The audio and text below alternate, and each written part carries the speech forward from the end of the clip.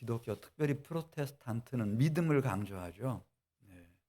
네, 그 믿음이라고 하는 것은 이제 믿는 마음을 말하는 거예요. 믿는 마음, 참되게 믿는 마음. 근데 그 믿음을 강조하는 대표적인 구절이 사도행전 16장 31절 말씀, 주 예수를 믿으라, 그리하면 너와 내 집이 구원을 받으리라. 근데 바울이 그 말씀을 할 때 그 대상이 누구였는지를 천천히 생각해 보면 이방인 이교도, 빌립보 감옥의 간수, 한 번도 복음을 들어보지 못했던 그 간수의 가족들, 그들에게 한 얘기입니다.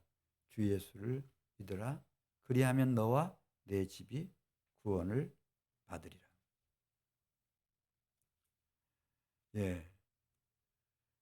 그런데 오늘 여기 계신 우리 교우 여러분들처럼 세상에 교회와 관계없이 살아가는 사람들 참 많이 있고 교회 다니는 사람들도 많이 있는데 그 중에서는 이렇게 이제 막 어수선하고 위험하고 혼란스러울 때는 교회 안 나오죠. 사람이 많이 모이는 곳에 우선 자녀들부터 막 극력 반대니까요. 나가지 말아라. 죽으려고 나가냐? 막 이렇게 나오니까. 그럼에도 불구하고 오늘 2022년 2월 20일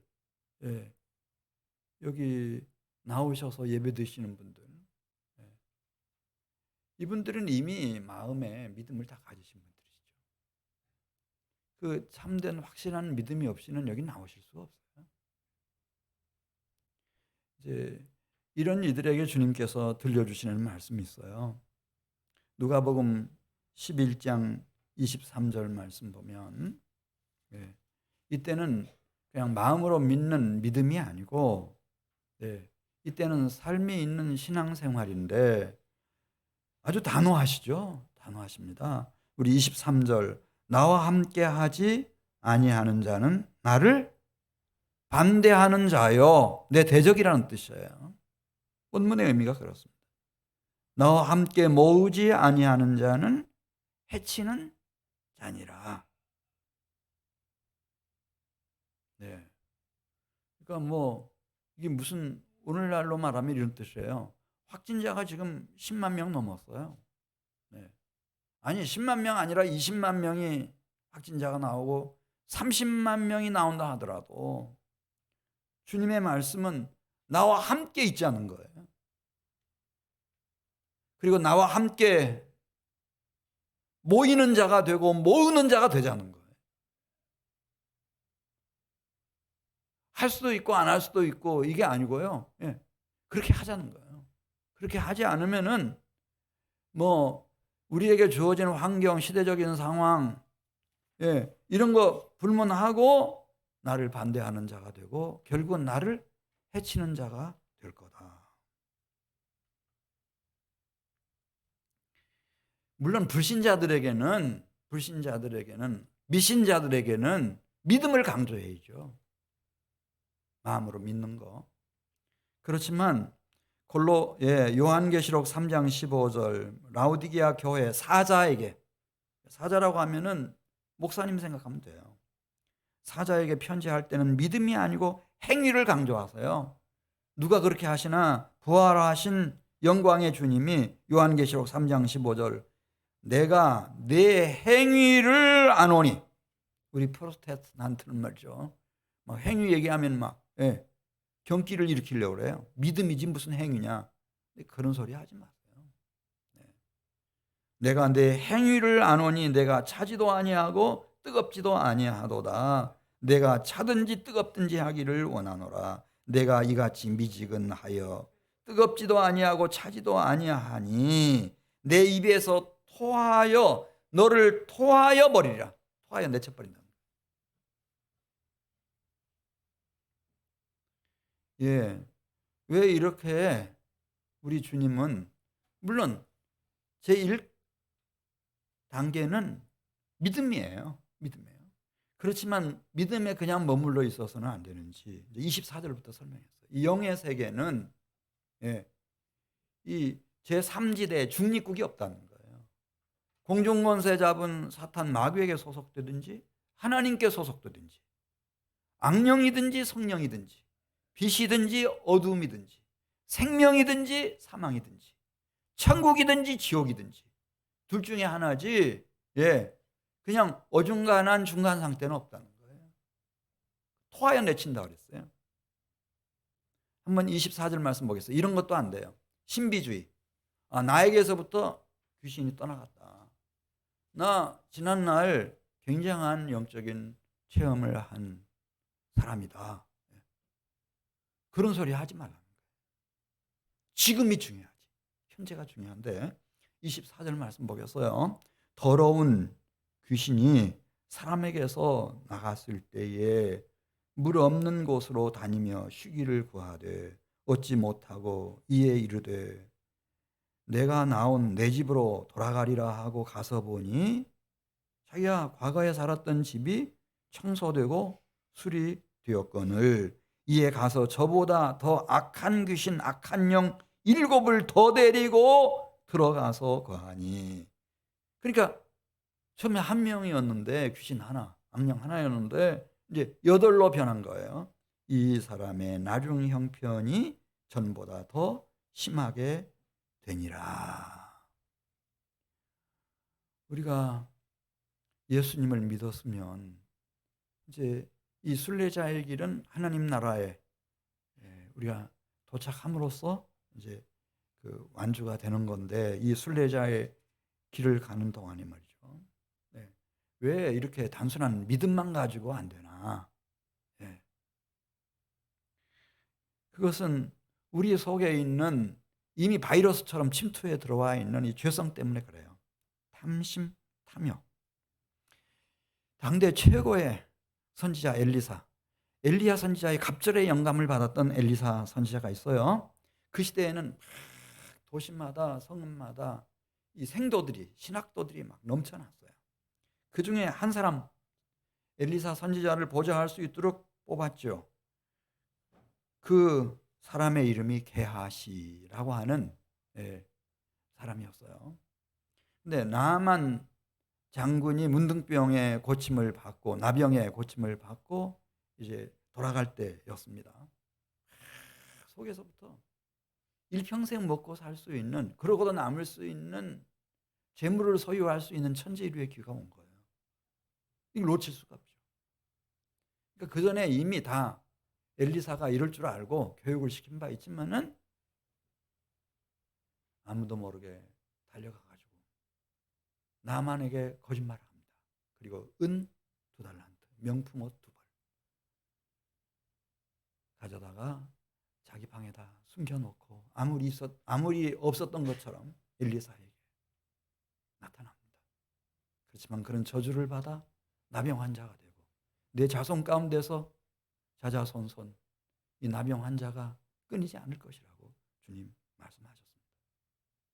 그 게하시의 마음속에 있던 탐심과 탐욕, 이걸 순박한 믿음만 가지고는 안 되는 겁니다.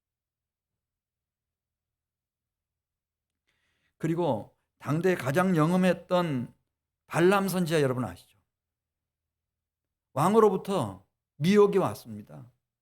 굉장한 유혹입니다. 내 부탁만 들어주면 금이든 은이든 어떤 보석이든 뭐 집이든 어떤 권력이든 명예든 다 주겠다 이거예요. 문맥이 그렇습니다. 그런 뜻입니다. 요즘 같으면은 차기 대통령 당선 가장 유력한 당선자로부터 직접 연락이 왔습니다. 이것만 좀 도와주세요.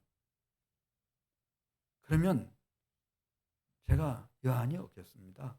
그리고 제가 청와대에 들어갈 때 꼭 모시고 들어가서 최고의 예우를 해드릴 것을 제가 정중하게 약속을 드립니다. 이 점에서 저를 좀 도와주십시오. 그런 부탁을 받았네요. 그걸 딱 물리치는 게 그렇게 쉬워요? 쉽지 않을 겁니다. 발람은 그 유혹에 넘어갑니다. 그리고 죄를 짓습니다. 그리고 멸망을 받습니다. 여러분, 이 세상에는 이런 유혹이 언제든지 우리를 위협하고 있습니다. 예루살렘 교회에 성령이 막 부어졌습니다. 성령의 역사가 엄청났습니다. 그때 아나니아와 삽비라라고 하는 부부가 있었어요. 그들도 예루살렘 교회에서 당당한 재직이 되고 싶었습니다. 중요한 위치를 그들도 다 생각을 했습니다. 자기들 소유의 땅을, 큰 땅을 팔았습니다. 그때였습니다. 순식간에 거짓의 영이 덮쳐버린 겁니다. 이 부부를. 그래서 자기 땅을 판 돈 중에 일부를 감추고 사도에게 나아가서, 베드로와 사도들에게 나아가서 거짓말하는 겁니다. 제가 땅을 팔아가지고 바치는 헌금인데 받으십시오. 이게 우리가 그 땅을 판 전액입니다. 어떻게 됐습니까? 안타깝게도 이 아나니아와 삽비라는 그날 같이 멸망을 받습니다. 그런 거짓의 영이 난무합니다, 여러분. 그래서 주님은 말씀하시는 겁니다. 그냥 우리가 그렇게 순박하게 그냥 마음으로 믿는다, 그것만 가지고 되는가? 그것 아니고 오늘 23절 말씀 다시 보겠습니다. 나와 함께 지금 있어야 된다는 겁니다. 나와 함께 모여야 된다는 겁니다. 나와 함께 모으는 자가 되어야 된다는 겁니다. 이게 다 시제가 현재형으로 되어 있습니다, 여러분.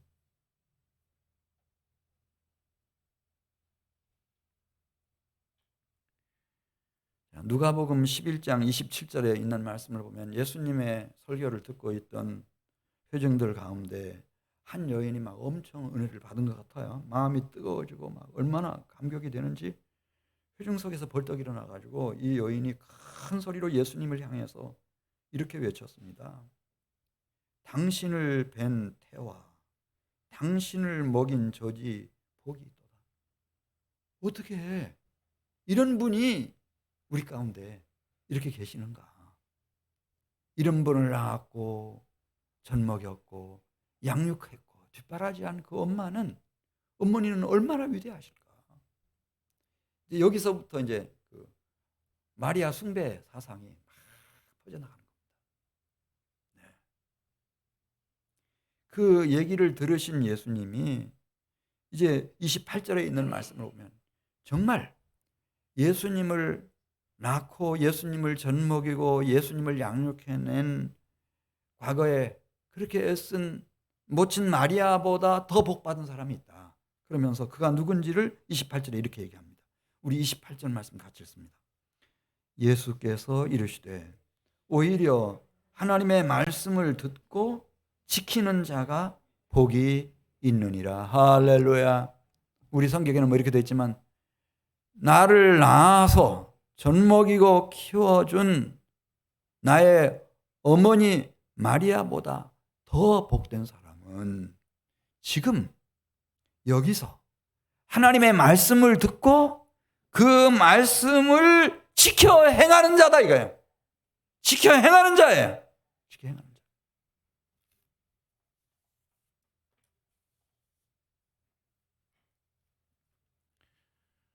그럼 그런 사례가 있나? 이 세상에 태어나서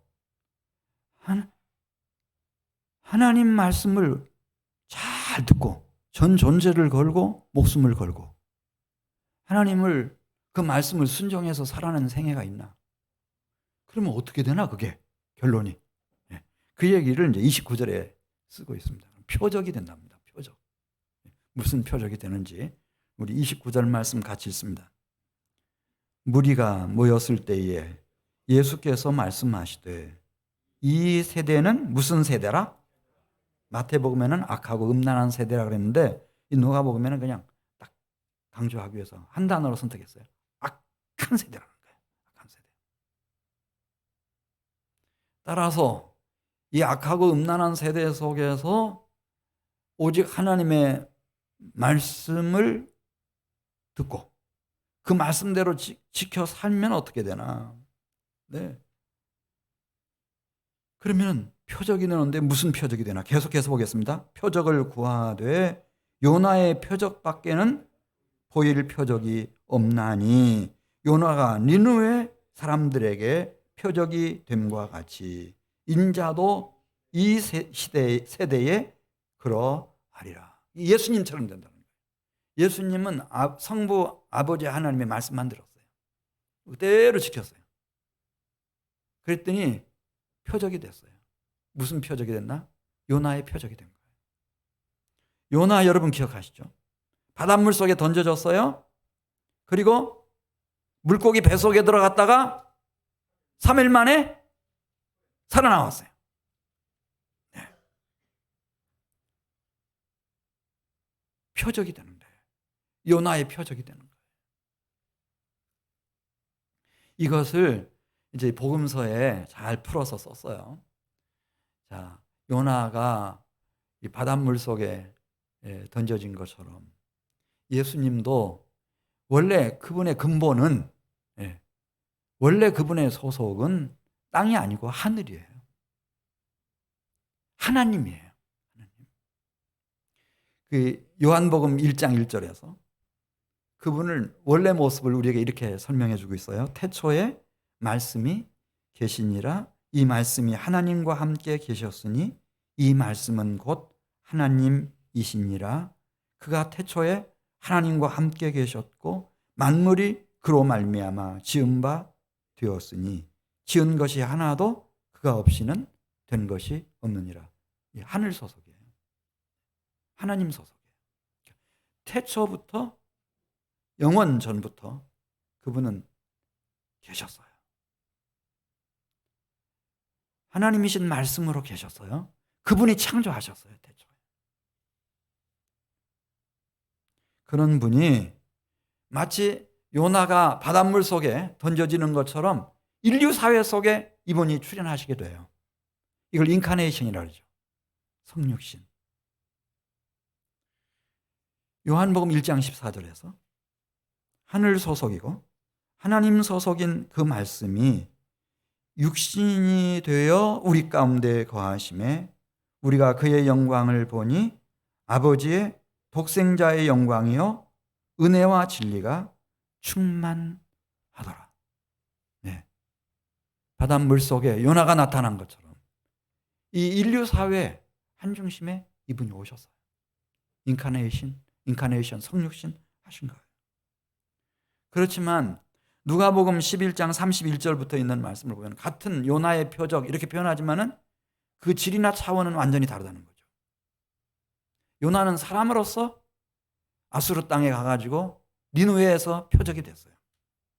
그러나 이분은 우리 31절부터 보겠습니다. 얼마나 존귀하고 완전하고 영원한 표적이신지 우리 31절 같이 읽습니다. 심판 때에 남방 여왕은 누굴까요? 스바의 여왕. 남방 여왕이 일어나 이 세대 사람을 정죄하리니 이는 그가 솔로몬의 지혜로운 말을 들으려고 땅 끝에서 왔음이거니와 솔로몬보다 더 큰 이가 여기 있으며 심판 때에 아수르 니느웨 사람들이 일어나 이 세대 사람들을 정죄하리니 이는 그들이 요나의 전도를 듣고 회개하였음이거니와 요나보다 더 큰 이가 여기 있느니라.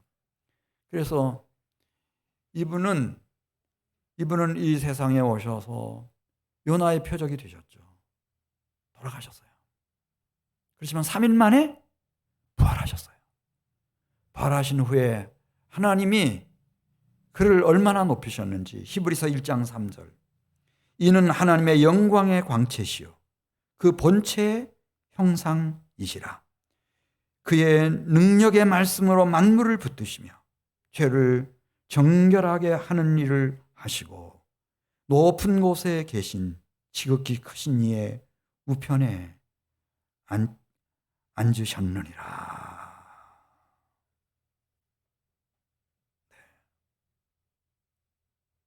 요나의 표적이 되셨어요. 그리고 아마 누구든지 이 악하고 음란한 세상에서 하나님 말씀 잘 듣고 그 말씀대로 순종해서 살면 그 결론은 표적이 되는 거예요. 요나의 표적이 되는 거예요. 이것을 빌립보서 2장에서 잘 풀어서 썼어요. 제가 한번 읽어드리겠어요. 예수를 따르는 사람들은 마음으로 내가 예수님을 믿는다. 그건 이제 첫 단계에서 그걸 얘기해 줘야 되죠. 그러나 여기 계신 우리 교우 여러분들처럼 이렇게 위험하고 이렇게 혼란스럽고 대전시도 한국 정부도 아무것도 할 수 없는 이런 시대, 이제 알아서 하라. 이렇게 하는 상황 속에서 교회에 나오시는 우리 교우 여러분들은 지금 어떤 마음가짐을 가지고 교회에 나오셨습니까? 앞으로 오미크론이 아니고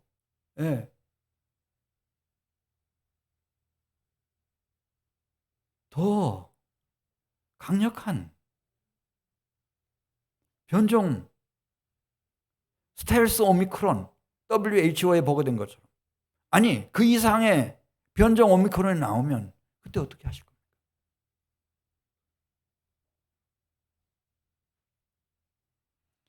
빌립보서 2장 5절 말씀. 그때에도 주님은 똑같이 말씀하시는 겁니다. 너희 안에 이 마음을 품으라. 곧 그리스도 예수의 마음이니. 그는 근본 하나님의 본체시나 하나님과 동등됨을 취할 것으로 여기지 아니하시고 오히려 자기를 비워 종의 형체를 가지사 사람들과 같이 되셨고 사람의 모양으로 나타나 자기를 낮추시고 죽기까지 복종하셨으니 곧 십자가에 죽으십니다. 예수님이라고 그게 쉬웠을까? 쉽지는 않았다는 거예요. 세상 죄를 지고 가는 십자가의 길이 예수님은 누가복음 12장 50절에서 침례에 비유했습니다. 침례는 죽음과 부활을 말하는데 나는 받을 침례가 있으니 그것이 이루어지기까지 나의 답답함이 어떠하겠느냐.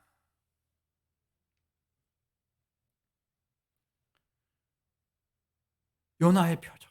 요나가 3일 만에 물고기 뱃속에서 살아나온 것처럼 빌립보서 2장 9절 보면 이러므로 하나님이 그를 지극히 높여 모든 이름 위에 뛰어난 이름을 주셨다. 왜냐하면 요나의 표적이 되기로 작정한 그리스도 예수의 순종, 십자가의 죽음, 그가 묻혀있던 무덤을 통해서 힘이 큰 능력이 하나님께 있음을 백일하에 증거해 보일 수 있었어요. 그를 일으키셨단 말이에요. 그리고 가장 영광스러운 승기로 그를 이끄시는데 그래서 빌립보서 2장 9절 이러므로 하나님이 그를 지극히 높여 모든 이름 위에 뛰어난 이름을 주사 하늘에 있는 자들과 땅에 있는 자들과 땅 아래에 있는 자들로 모든 무릎을 예수의 이름에 꿇게 하시고 모든 입으로 예수 그리스도를 주라 시인하여 하나님 아버지께 영광을 돌리게 하셨느니라. 이 예수님의 요나의 표적을 마태복음 16장 2절 이하에서 시대의 표적 이렇게 썼습니다. 악하고 음란한 세대 속에 나사렛 예수는 요나의 표적, 시대의 표적이 됐다. 그 시대의 표적이라는 말을 조금 영어로 옮기면은 이해가 훨씬 쉬워질 수 있어요. 표적, 사인이라 그러죠. 더 사인스, 복수로 되어 있어요. 더 사인스. 시대의 표적, 오브 더 타임스. 타임이라는 말에다가 s를 붙이면 시대가 되는 거예요. 근데 더 타임스를 붙이면 시대마다. 주전 760년에는 아수르 니느웨의 표적이 필요했어요. 그리고 아미떼의 아들 요나가 그 표적이 된 거예요. 그리고 1세기에는 저 팔레스타인에서 예루살렘에서 나사렛 예수가 요나의 표적, 시대의 표적이 됐어요. 시대의 표적이 된 거예요. 그리고 오늘 우리가 살아가는 이 21세기에는 21세기에 더 시대의 표적이 필요해요. 우리가 사는 이 대한민국에서도 그렇고 한반도에서도 그렇고 어디서든지 다 표적이 필요한 거예요. 이 표적, 시대의 표적. 그래서 바울은 빌립보서에서 말씀하는 거예요. 너희 안에 이 마음을 품으라. 그리스도 예수의 마음이다. 다 오라. 나와 함께 있자. 나와 함께 모이자. 어떤 상황이 와도 나와 함께 모으는 자가 되자. 나를 따르라. 계속 말씀하시는 게 무슨 뜻인가? 우리를 표적, 그리스도가 하나님 나라의 표적이듯이, 구원의 표적이듯이, 생명의 표적이듯이, 빛의 표적이듯이 우리를 시대의 표적으로 삼으시려고. 누가복음 9장 23절 다 자라나는 말씀이죠. 예수님 믿는가? 예수님 영접했는가? 침례받았는가? 직분받았는가?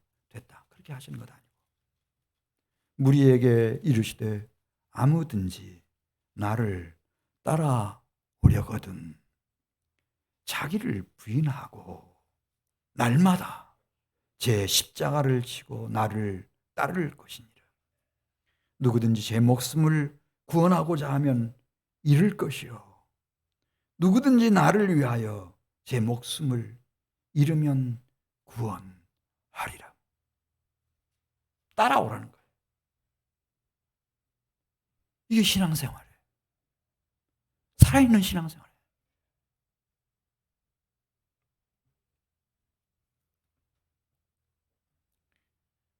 그러면 어떻게 될까? 내가 예수님을 따라서 성부 하나님의 말씀을 오직 듣고 그 말씀을 순종해서 살면 나도 요나의 표적이 되는구나. 그러면 시대의 표적이 된 그 인생은 그게 뭘까? 네, 오늘 33절에서 설명합니다. 등불이라는 겁니다. 등불. 우리 33절 말씀 한번 같이 읽겠습니다. 시작.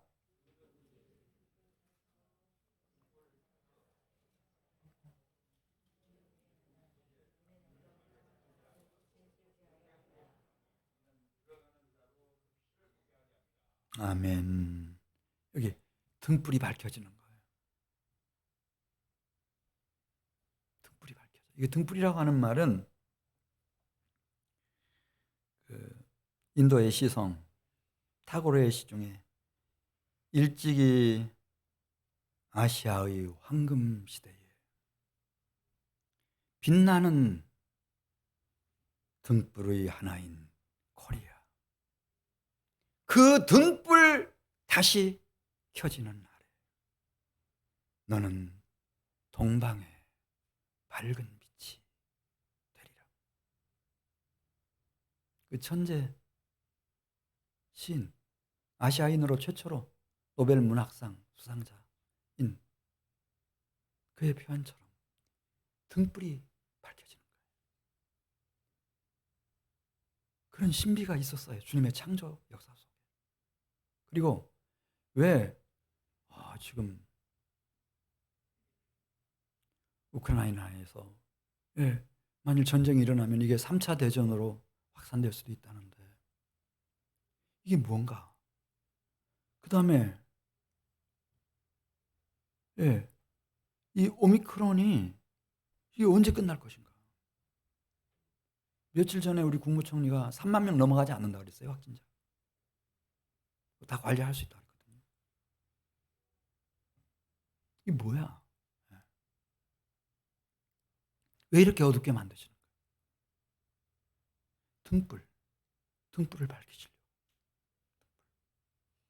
등불이 밝혀지는 날 우리 주님은요 그 등불을 속에 묻어두지 않는다는 거예요. 땅을 파고 거적대기로 덮고 흙으로 덮어가지고 그 속에다가 등불을 보관하지 않는다는 거예요. 말로 덮어버리는 법이 없다는 거예요.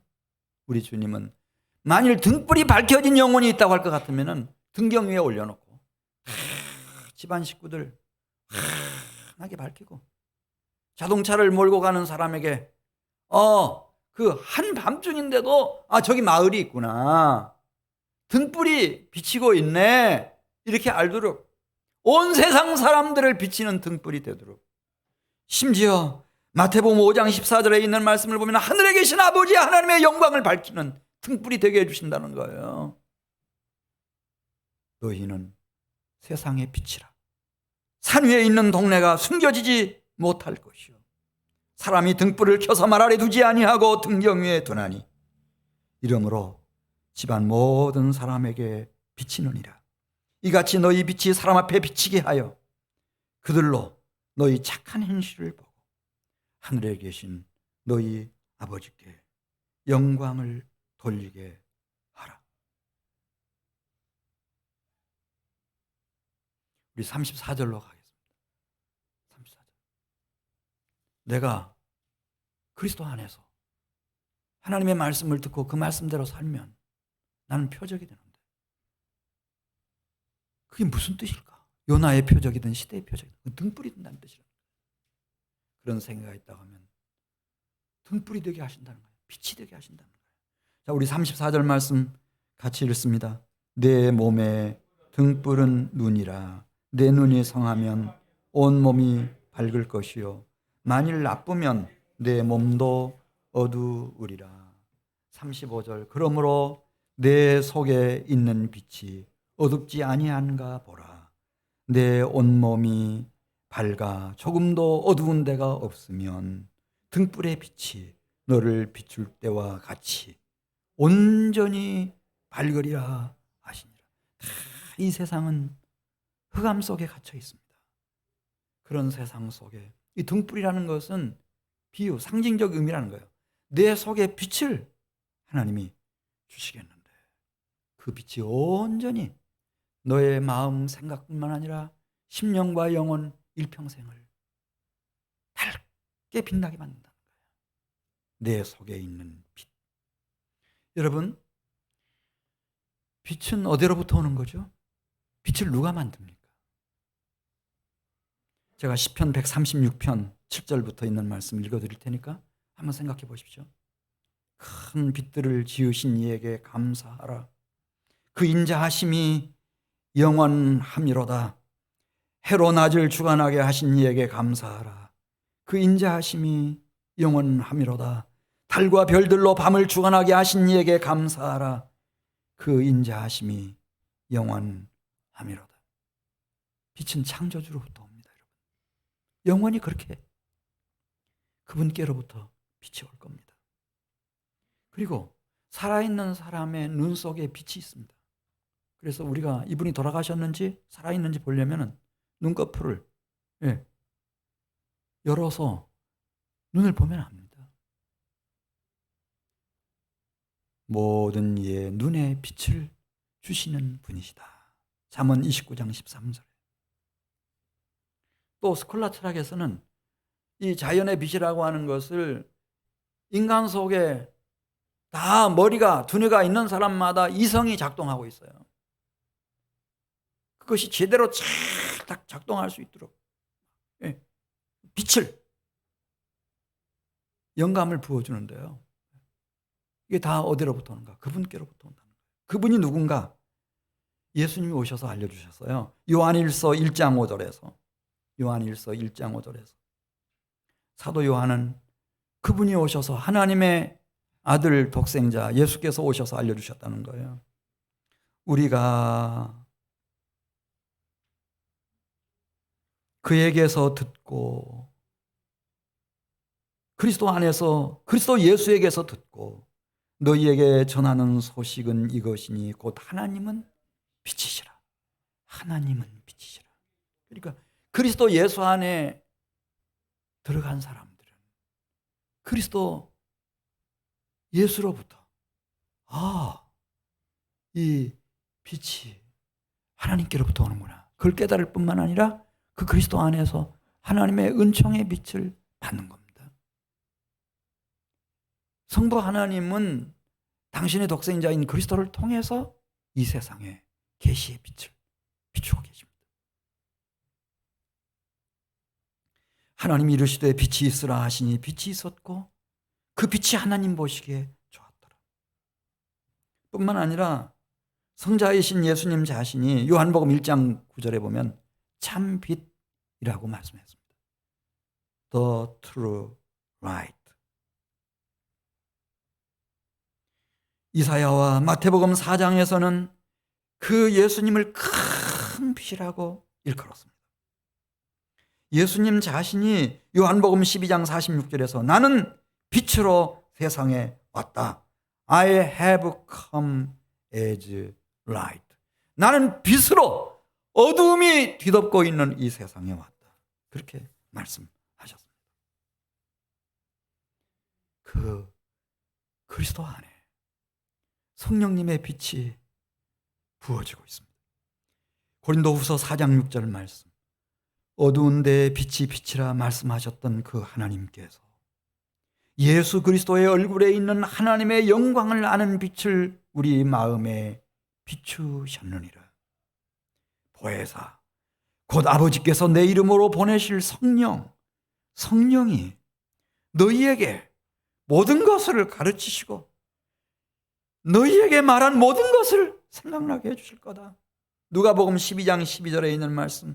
어느 곳에 가든지 어떤 사람을 만나든지 어떤 위험한 상황에 처하든지 그때마다 너희에게 무엇을 말해야 되는지 어떻게 말해야 되는지 다 알려주실 거다. 그런 성령의 조명하심, 성령의 빛이 누구 안에서 부어지고 있는가? 그리스도 안에서 부어지고 있습니다. 요한계시록 21장 23절에 있는 말씀을 보면은 왜 예수님이 아무리 지금 불안하고 위험하고 혼란스러운 시기가 온다 할지라도 확진자가 10만 아니라 20만, 30만이 생겨난다 할지라도 내게로 오라고 말씀하시는 거예요. 나와 함께 모으자고 말씀하시는가? 책임지지도 못할 일을 그렇게 말씀하시는가? 무모하게 말씀하시는가? 그게 아니고 그리스도 안에 빛이 있습니다. 무슨 빛이 있나? 요한계시록 21장 23절에 있는 말씀을 보면 천국의 빛이 있습니다. 그 성, 새하늘, 새 땅, 새 예루살렘 성은 해나 달의 비침이 쓸데없으니 이는 하나님의 영광이 비치고 어린 양이 그 등불이 되심이라. 만국이 그 빛 가운데로 다니고 땅의 왕들이 자기 영광을 가지고 그리로 들어가리라. 거룩한 성이라고 하는 찬송이 있습니다. 19세기에 에드워드 웨털이라고 하는 변호사가 그걸 썼습니다.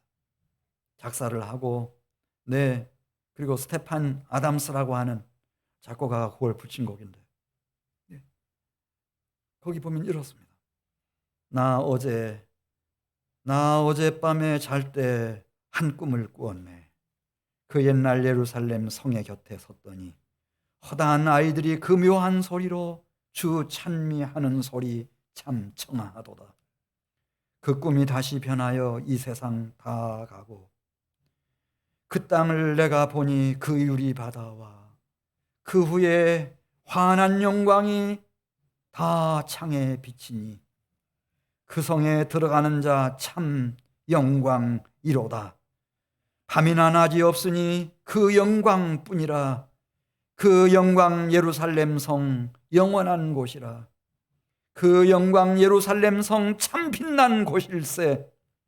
예루살렘 예루살렘 그 거룩한 성아, 호산나 호산나 호산나 부르자. 호산나 노래하자. 호산나 호산나 노래하자. 호산나 호산나. 우리 믿음의 선진들이, 믿음의 조상들이 어떻게 승리할 수 있었나? 비록 이 땅에 그들이 두 발을 디디고 몸뚱이를 지니고 살고 있었지만 그들은 그리스도 안에서 새하늘 새 땅 거룩한 성에서부터 비춰오는 천국의 영광스러운 빛을 이미 받고 있는 사람들이었습니다. 그래서 히브리서 11장 15절 믿음의 조상들이 나온 바 본향을 생각하였더라면 돌아갈 기회가 있었으려니와 그들이 이제는 더 나은 본향을 사모하니 곧 하늘에 있는 것이라. 이러므로 하나님이 그들의 하나님이라 일컬음을 받으시기를 부끄러워하지 아니하시고 그들을 위하여 새하늘 새 땅 거룩한 한 성 예루살렘을 예비하셨다. 그리스도 예수 안에서 진리의 빛이 빛나고 있습니다. 주의 말씀은 내 발의 등이요 내 길의 빛이니이다. 그리스도 예수 안에서 치료의 빛이, 치료의 광선이 역사하고 있습니다. 내 이름을 경외하는 너희에게는 공의로운 해가 떠올라서 치료하는 광선을 비추리니 너희가 나가서 외양간에서 나온 송아지 같이 되리라.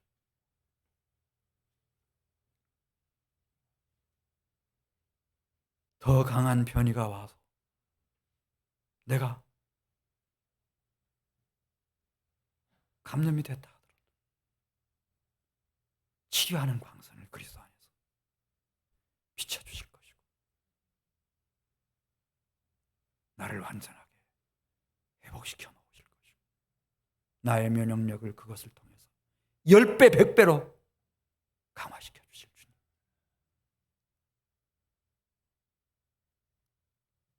우리는 그 주님께 소망을 두는 겁니다.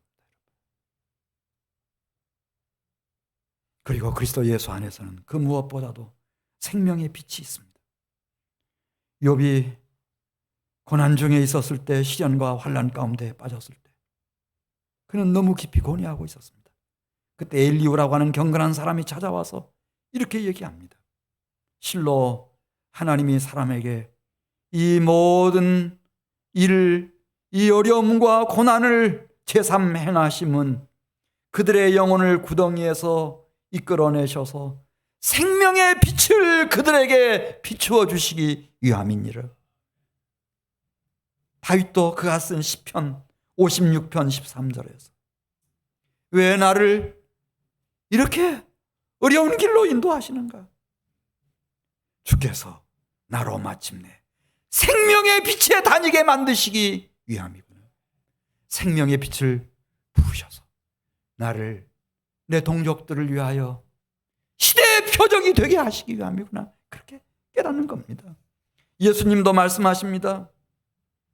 왜 주님은 우리로 오라고 말씀하시는가? 그냥 집에 가만히 있으라고 말씀하시지. 요한복음 8장 12절 예수께서 또 말씀하여 이르시되 나는 세상의 빛이니 나를 따르는 자는 어두움에 다니지 아니하고 생명의 빛을 얻으리라. 생명의 빛을 얻으리라. 그러므로 함께 하늘의 부르심을 받은 거룩한 형제들아, 우리가 믿는 도리의 사도이시며, 여기 사도라는 뜻은 머리라는 뜻입니다. 기초석이라는 뜻입니다. 시작이라는 뜻입니다. 사도이시며 대제사장이신 예수를 깊이 생각하라. 우리는 둘 중에 하나를 선택해야 합니다. 이제 우리 대전 시고 정부고 손 놨습니다. 다 아시지 않습니까? 우리가 알아서 하는데 둘 중에 하나입니다. 하나님께 소망을 두고 내게로 오라고, 나와 함께 있어야 된다고, 나와 함께 모이자고, 나와 함께 모으자고 말씀하시는 그리스도를 따르든가, 그렇지 않으면 스트레스 받고 늘 불안하고 초조해하면서 우울하게 시간을 보내든가, 우리 선택해야 합니다. 그런데 그리스도를 찾으면, 그리스도를 찾는 사람들은 그리스도를 통해서 빛을, 진리의 빛, 생명의 빛을 받기 때문에 이 사람들은 미혹받지 않는다고 그랬습니다. 의인의 길로 간다고 그랬습니다. 잠언 13장 9절 의인의 빛은 환하게 빛나고 악인의 등불은 꺼지느니라. 잠언 4장 18절 의인의 길은 돋는 햇살 같아서 크게 빛나 한낮에 광명에 이르거니와 악인의 길은 어둠 같아서 그가 걸려 넘어져도 그것이 무엇인지 깨닫지 못하느니라. 그러나 너희는 택하신 족속이요 왕같은 제사장들이요 거룩한 나라요 그의 소유가 된 백성이니 이는 너희를 어두운 데서 불러내어 그분의 기이한 빛에 들어가게 하신 이를 위한 표적으로서, 시대의 표적으로서 아름다운 덕을 선포하게 하려 하십니다. 그리스도 안에 있는 자들에게는 요한일서 2장 8절 말씀, 어둠이 지나가고 참빛이 벌써 비치심이니라. The darkness is passing away. 지나갔다는 거예요. And the true light is already shining. 참빛, 진리의 빛이 그리스도 안에서 지금 비치고 있다는 거예요. 에베소서 5장 8절 말씀, 너희가 전에는 어두움이더니 이제는 주 안에서 그리스도 예수 안에서 빛이라. 그러니 빛의 자녀들처럼 행하라. 행하라. 믿을 뿐만 아니라 행하라. 영어로 표현하면 work, 행진을 하라는 거예요. 이제 as children of light, 빛의 자녀로서 행진을 하는 거예요. 십자가를 짊어지고 예수님을 따라서 요나의 표적이 되기 위하여, 시대의 표적이 되기 위하여 예수님을 따르는 거예요. 저는 느끼고 있어요. 왜 이게 한 지역만 아니고 지구촌 전체가 이 난리인가? 기약도 없습니다. 주님은 보고 싶어 하시는 거예요. 예수님 안에 있는 자들을, 예수님과 함께 모이는 자들, 예수님과 함께 모으는 자들, 십자가를 지고 예수님을 따라 요나의 표적이 될 사람들, 시대의 표적이 될 사람들, 하나님이 출현시키시는 거예요.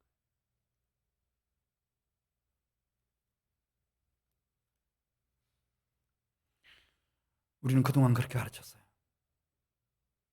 예수님 믿으면, 예수님 영접했으면 다 구원받는다. 틀린 말은 아니에요. 그러나 요한계시록 19장 8절에 그에게 빛나고 깨끗한 세마포 옷을 입도록 하셨습니다. 어린 양의 혼인잔치에 신부들이 들어가는데 빛나고 깨끗한 세마포 옷을 입도록 하셨는데, 그들이 입고 있는 빛나고 깨끗한 세마포 옷이 무엇인지 설명했습니다. 이 세마포 옷은 성도들의 옳은 행실이로다. 놀라운 얘기예요, 여러분. 부활의 주님이 사랑하는 제자 사도 요한을 통해서 증언했어요. 그리고 그때의 의인들은 자기 아버지의 나라에서 해와 같이 영원토록 빛날 거다. 고린도 후서 4장 10절 말씀, 바울이 그렇게 로마서를 쓰고 갈라디아서를 써서 그렇게 이신득이 믿음을 강조했던 바울이 쓴 얘기예요. 바울이 그냥 직설적으로 직설법을 썼어요. 이렇게 말해요.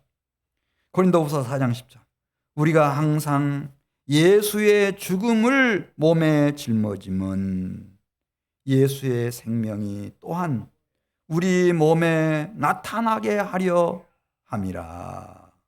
우리 살아있는 자가 항상 예수를 위하여 죽음에 넘겨짐은, 예수 믿는 것이 뭔지, 죽음에 넘겨짐은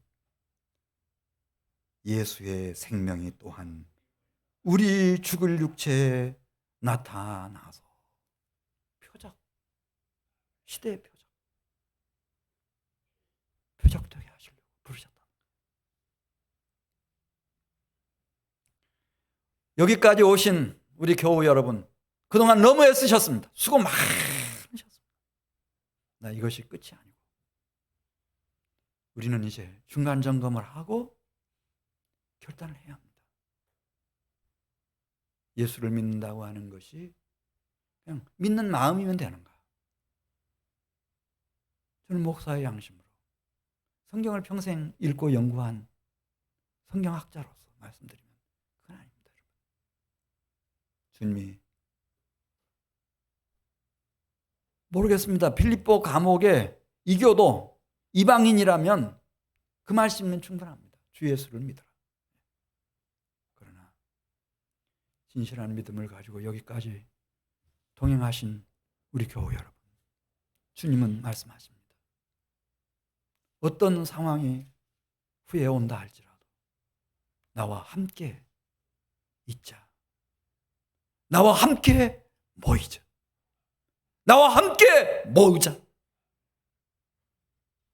그리고 하나님의 말씀을 듣고 그 말씀을 따라 우리는 남은 생에는 표적이 되자. 요나의 표적이 되자. 자기를 부인하고 십자가를 지고 나를 따라오라. 하늘아버지는 우리의 남은 생애를 등불이 되게 하실 거다. 하늘의 신령한 빛을 부어주실 것이고 우리를 빛나게 해주실 거다. 영광스럽게 해주실 거다. 한국의 교회가 진짜인지 가짜인지를 가늠하는 때가 오고 있습니다. 우리 같이 기도드립니다.